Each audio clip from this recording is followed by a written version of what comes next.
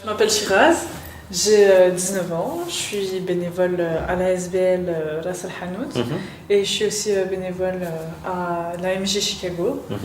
C'est une maison de jeunes néerlandophone et je fais plein d'activités là-bas. Et qu'est-ce que je fais d'autre? Je suis étudiante en gestion des ressources humaines, je suis en première bachelier. Je suis l'aînée à la maison, j'ai 3 petites sœurs. Alors moi j'ai fait mes primaires et mes secondaires en Wallonie avant d'arriver à Bruxelles quand j'avais 18 ans. Ça s'est bien passé? Oui. Bon, je m'ennuyais un peu, mais j'avais d'autres activités en dehors, donc l'animation radio, voilà. Je suivais un peu tout ce qui était nouvelle scène, rock, etc. Et puis je suis arrivé à Bruxelles quand j'avais 18 ans.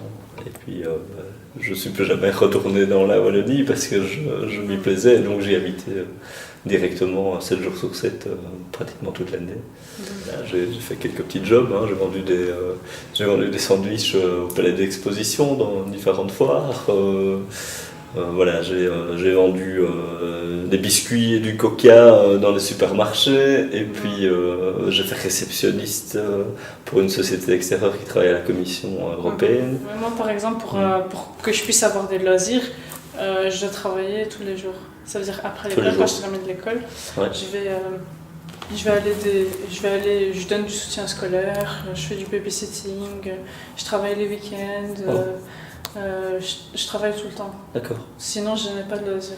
Tous les jours? Tous les jours, ouais. Ça, c'est dur. Parce que je n'ai pas les moyens d'avoir des loisirs. C'est ça. Et voilà. Et aussi, je fais aussi travailler à l'école. Donc moi, c'est ça mes enjeux, c'est ça qui se passe dans mon parcours.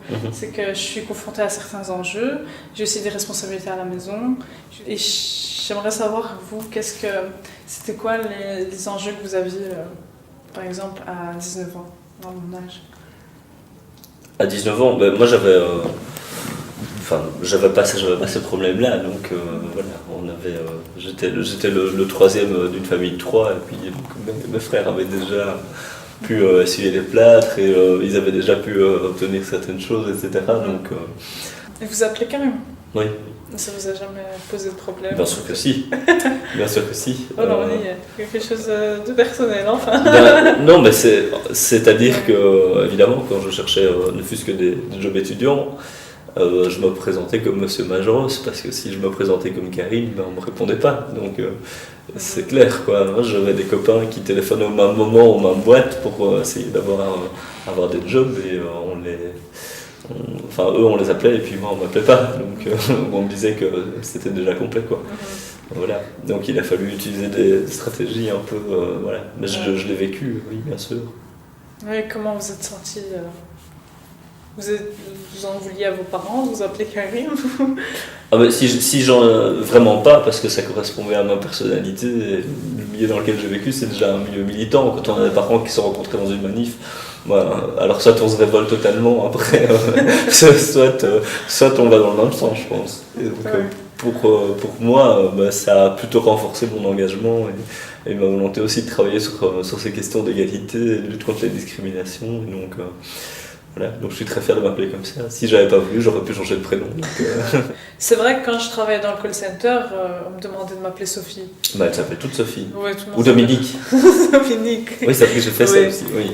Et aujourd'hui, est-ce que vous estimez que vous avez réussi?